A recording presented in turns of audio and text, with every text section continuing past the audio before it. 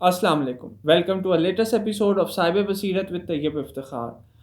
ये हमारी साहिब बसीरत सीरीज़ चल रही है और इसे हम कोशिश कर रहे हैं कि बहुत ज़्यादा पोलिटिसाइज़ या बहुत ज़्यादा इस तरफ ना ले जाएँ जिधर हम डेली अपने जो सोसाइटी के प्रॉब्लम्स हैं बस वही डिस्कस करें। आपको लगे कि भई सारा दिन मैंने प्रॉब्लम्स फेस किए, रात में मैंने वो प्रॉब्लम्स पे एक डिस्कशन सुनी।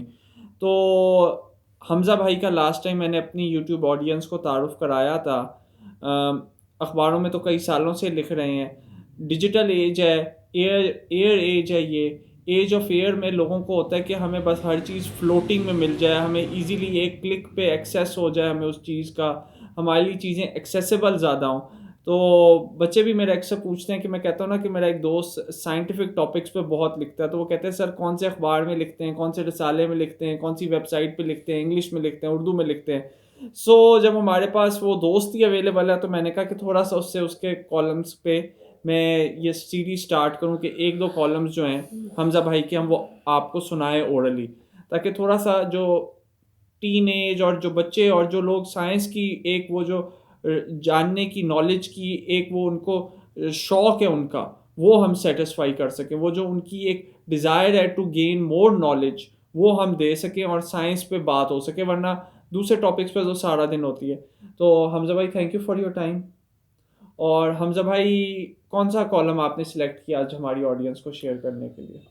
वैसे तो मैंने काफ़ी कॉलम लिखे हुए हैं, लेकिन फ़िलहाल अभी मैं आपके साथ कॉलम शेयर करूँगा खलाई दुनिया का लेबाज, यानी कि जो हमारा स्पेस सूट होता है, हुँ। उसके बारे में मैं आपको कुछ बताना ये चाहता हूँ। आपका रोज़नामा लीडर में छपा हुआ कॉलम है, तो सुनाएँ ज़रा इसके बारे में क्या है इसका मेन मतलब?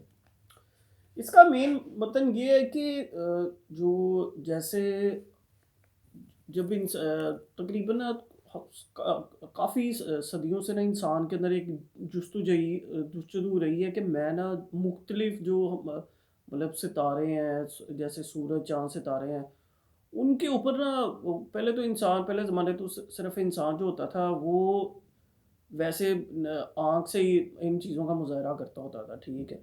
लेकिन वक़्त के साथ-साथ फिर आप देखेंगे कि इसमें आहिस्ता-आहिस्ता तरक्की होती गई। फिर सबसे पहले गलीलियो ने जो टेलीस्कोप थी, उसका रुख आसमान की तरफ किया था, ठीक है। तो तब गलीलियो ने जुपिटर प्लैनेट था, उसके जो 4 गैलीलियो ने टेलीस्कोप जी, बनाई जी, थी। उसके उसके ज़रिए से उसने ना 4 मून से वो डिस्कवर किए थे, ठीक है। तो ये इस तरह था कि जब वर्ल्ड वॉर 2 ख़त्म हुई थी, जब अमेरिका ने जापान के 2 शहरों हिरोशिमा और नागासाकी के ऊपर एटॉमिक बॉम्ब अटैक किया था, तो उसके बाद एक ना एक दुनिया चेंज हो गई थी। जो अमेरिका था ना, वो एक नई सुपर पावर बन के सामने आया था। तो तब ना रशिया में और अमेरिका में ना स्पेस के ऊपर ना वॉर शुरू हो गई थी कि स्पेस पे हमारे पहले कौन जाएगा। लेकिन ये ऐसा हुआ था कि जब 1957 में सबसे पहले ना इन्होंने रशियंस ने ना अपना पहला सैटेलाइट जो था वो स्पेस में भेजा था, जिसे स्पुतनिक 1 कहा जाता है, ठीक है। उसके बाद भी कुछ उनके इस तरह से एक जंग चलती रही ताकि पहले स्पेस में कौन जाता है। लेकिन फिर सबसे पहले ऐसा हुआ था कि सब जो ना 20 जुलाई 1969 को सबसे पहले नील आर्मस्ट्रॉन्ग एक अमेरिका के एस्ट्रोनॉमर थे। उन्होंने ना सबसे पहले चाँद की सरज़मीन पर कदम रखा था और दुनिया में हर जगह ना ये खबर ना आग की तरह फैल गई थी, ठीक है। उसके बाद ना एक नई रेस शुरू हुई। फिर रशियंस ने भी अब रॉकेट्स बनाना शुरू किए अपने तरीके से, इन्होंने भी बनाना शुरू किए। बेसिकली मेरा यहाँ पे बताने का ये मकसद है कि जो हमारा स्पेस सूट होता है, उसकी क्या स्पेशलिटीज़ होती हैं, ठीक है। वो जो साइंटिस्ट होते हैं स्पेस में पहन के जाते हैं, ठीक है। वो किस तरह से पहन के जाते हैं, मतलब वो उसके अंदर क्या-क्या चीज़ें होती हैं, ठीक है। पहले तो ये कि स्पेस सूट ना बेसिकली काफ़ी ना हैवी होते हैं, मतलब ना, ठीक है। इनकी प्रोडक्शन मतलब ये कोई आम चीज़ तो होती ही नहीं है। तो एक स्पेस सूट की कहते हैं कीमत कम से कम ना 70 से 80 करोड़ रुपए तक होती है, ठीक है। इसके अंदर मुख्तलिफ चीज़ें होती हैं, ठीक है, स्पेस सूट के अंदर, ठीक है। ये ना इसके अंदर आप समझ लें कि जैसे पानी पीने की फैसिलिटी भी होती है, ठीक है। इसके अलावा इसके अंदर जो टेम्परेचर होता है ना स्पेस का, उससे ना वो हीट को एब्जॉर्व करने की भी मतलब होती है, ठीक है। तो इसके अलावा ये होता है कि इसके अंदर ना मुख्तलिफ चीज़ें होती हैं, जो इसके अलावा जो हम स्पेस के अंदर स्पेस डिब्री जो होता है खला के अंदर, जो सैटेलाइट्स के छोटे छोटे पार्टिकल्स होते हैं, स्पेस डिब्रीज। स्पेस डिब्रीज होते हैं, वो स्पेस में ना ज़मीन के इर्द गिर्द बहुत स्पीड से कहते हैं रिवॉल्व करते हैं, ठीक है। तो उनकी जो उन जब वो ये जो होते हैं ना जाते हैं एस्ट्रोनॉमर्स जो होते हैं, वो जब स्पेस में जाते हैं, ठीक है, तो उससे बचने के लिए भी ना उन्होंने उस स्पेस सूट को बनाया होता है, हम्म। ठीक है, ताकि वो इसके अलावा जो सन की बहुत ज़्यादा मतलब ख़तरनाक किस्म की शुआएँ होती हैं स्पेस में, उससे भी ना ये इससे बचने के लिए इस्तेमाल किया जाता है स्पेस सूट को। तो ये पूरा एक ना ये कुछ लोग तो शायद वैसे तो यही कहते हैं कि दुनिया का सबसे महंगा सूट इसे कहते हैं, क्योंकि ये ना किसी खास किस्म के मटेरियल से बनाया जाता है, ठीक है, खास कर उसके धागे होते हैं, उसके मटेरियल से बनाया जाता है। और इस जो स्पेस सूट होता है ना, अब तो लाइव टाइम के साथ साथ ना इसके अंदर चेंजिंग्स भी आती गई हैं, ठीक है। पहले जो स्पेस सूट होते थे वो थोड़े से वजनी होते थे, भारी होते थे, क्योंकि जो स्पेस सूट होता है उसका वेट कम से कम कहते हैं 70 to 80 kg होता है, मैंने सुना है, मतलब इस पता होगा। तो जो इसके बाद ना ये जो होते हैं ना, इनके अंदर और भी बड़ी बड़ी चीज़ें होती हैं, ठीक है। तो जो स्पेस सूट होता है ना, अब तो ऐसे स्पेस सूट भी आ गए, यानी कि जो टाइम के साथ साथ ना थोड़े से एडवांस और हल्के हो गए हैं, ठीक है। अब फ्यूचर में भी ऐसे स्पेस सूट्स बनाए जा रहे हैं जो पे ना वेट में ज़रा हल्के होंगे, और ना जो एस्ट्रोनॉमर्स होंगे ना वो इजीली उसे ना पहन सकते हैं, ठीक है।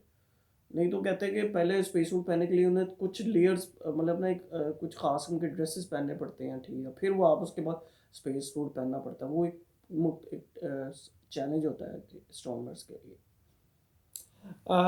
हमज़ा बहुत शुक्रिया, ये खलाई लिबास वाला कॉलम, इसके मैं स्नैपशॉट्स भी शेयर कर दूंगा। अगला आप कौन सा कॉलम दिखाना चाहेंगे? अगला मेरा कॉलम है, ये है स्पेस डिब्रीज के बारे में है। तो जो अभी आपने पहले मेंशन की थी। जी जी, स्पेस डिब्रीज के बारे में है। ये था कि ये ना जो होते हैं ना जब जो जैसे ही रॉकेट जब स्पेस में जाता है ना, तो उसके साथ ना बूस्टर लगे होते हैं, ठीक है। तो जब रॉकेट तो स्पेस में जाता है, ठीक है, लेकिन उसके जो बूस्टर्स होते हैं ना, वो स्पेस में ना अलग हो जाते हैं। तो वो जो होती है ना, यानी कि जो अर्थ की ग्रेविटी होती है, ठीक है, उसकी उसकी वजह से ना वो अर्थ के इर्द गिर्द ना रिवॉल्व करना शुरू कर देते हैं, ठीक है। तो वो आपस में ना जब वो उनकी आपस में कभी एक बार टक्कर होती है ना, तो वो छोटे छोटे टक्करों में तकसीम हो जाते हैं, और उनकी तादाद ना हज़ारों में नहीं लाखों में तक पहुंच जाती है। उनकी स्पीड भी काफ़ी हज़ार मील फी घंटा, कुछ कुछ की बहुत ज़्यादा एडवांस बहुत स्पीड और तेज़ होती है। उसकी वजह से अक्सर ये होता है कि जो सैटेलाइट कोई भी कंट्री स्पेस में भेजता है ना, तो उसकी वजह से ना वो सैटेलाइट भी ब्लास्ट हो जाते होते हैं अक्सर, ठीक है।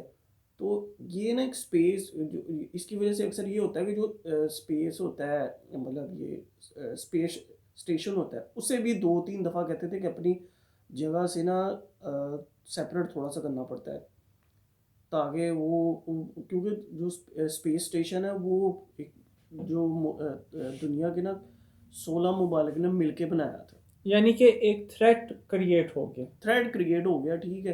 तो ये आजकल के साइंटिस्ट के लिए एक बहुत बड़ा मसला है, ठीक है, क्योंकि अक्सर ऐसा होता है कि कुछ जो गैर फाल सैटेलाइट्स के टुकड़े होते हैं वो अक्सर ना ज़मीन के यानी कि आप समझ लें कि ज़मीन का मदार को पार करेंगे तो ज़मीन के तरफ भी आने की कोशिश करते हैं, लेकिन ना वो अक्सर ना फिक्शन की वजह से ना वो रगड़ खा के ना तबाह हो जाते हैं। लेकिन कुछ ऐसे होते हैं कि ज़मीन के आते हैं, ठीक है, तो वो अक्सर ऐसा होता है कि समंदर वगैरह में गिर जाते होते हैं।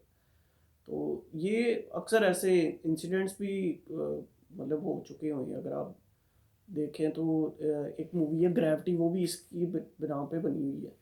ओके सर, लास्ट जो आपने कॉलम सेलेक्ट किया वो भी आपका एक वन ऑफ अ काइंड है, ज़रा ये भी बता दें। अ, ये मेरा कॉलम है जेम्स कैमरून के ऊपर, जो टर्मिनेटर और टाइटैनिक के डायरेक्टर है, ओके। ठीक है। ये यानी कि समझ लें कि इनकी जो मूवीज़ होती हैं ना बड़ी क्रिएटिव किस्म की होती हैं, ठीक है। तो इन्होंने बड़ी ना साइंस फिक्शन बहुत अच्छी फ़िल्में बनाई हुई हैं। इन्होंने अ, सबसे पहले तो ये था कि ये ना एक ट्रक ड्राइवर थे। तो इन्होंने ना एक दफ़ा स्टार वॉर्स देखी थी, तो इन्होंने कहा कि मैं भी अब मूवीज़ बनाऊँगा। तो एक दफ़ा इन्होंने एक कैमरा किराए पे लिया, तो कुछ शॉट्स लिए। तो फिर इन्हें पता चला कि मूवीज़ बनाना इतना आसान नहीं है। फिर उन्होंने ना मुख्तलिफ़ डायरेक्टर्स के साथ हल्का-फुल्का काम करना शुरू किया। तो कहते थे एक दफ़ा इन्हें ना एक कोई फूड पॉइज़निंग हो गई थी। तो इन्होंने ना ख्वाब में देखा कि किसी चीज़ ने ना मुझे ना फ्यूचर में भेज दिया। ख्वाब में इन्होंने एक करैक्टर बनाया। तो फिर इन्होंने ना टर्मिनेटर 2 का कॉन्सेप्ट क्रिएट किया, ठीक है। फिर वो उसके अंदर उस दौर के एक बहुत बड़े बॉडी बिल्डर आर्नल्ड श्वार्ज़नेगर को कास्ट किया था इन्होंने।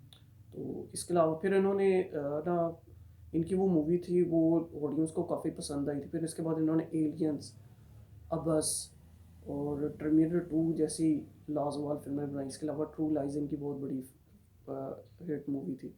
फिर उन्होंने एक ऐसी मूवी बनाई थी जिसे आज भी हॉलीवुड की हिस्ट्री में एक बहुत बढ़िया ये मूवी माना जाता है, ठीक है। जिसने उस दौर में तकरीबन $2 बिलियन का बिजनेस किया था। उस मूवी का नाम है टाइटैनिक है। टाइटैनिक के बाद जेम्स कैमरॉन ने फिर एक मूवी बनाई थी जिसका उन उस मूवी का जो कंसेप्ट था उन्होंने तकरीबन टाइटैनिक के बाद ही सोचा था कि मैं बनाऊंगा, लेकिन ना उस दौर में कहते थे इतनी एडवांस टेक्नोलॉजी नहीं थी। फिर उन्होंने ना ये बनाई थी मूवी 2009 में। ये मूवी थी एवाटार, और आज भी हॉलीवुड की हिस्ट्री में सबसे ज़्यादा बिजनेस ना एवाटार का है। अब एवाटार का पार्ट 2 भी आ चुका हुआ है, वो 2022 में आया था। तो इसके अलावा जो जेम्स कैमरॉन है ना, उन्होंने मरियाना ट्रंच के बारे में उसके नीचे भी गए थे, जो दुनिया की सबसे डीपेस्ट जगह है, ठीक है। वहाँ कहते हैं कि पानी की जो गहराई है वो तकरीबन 11 किलोमीटर गहरी है।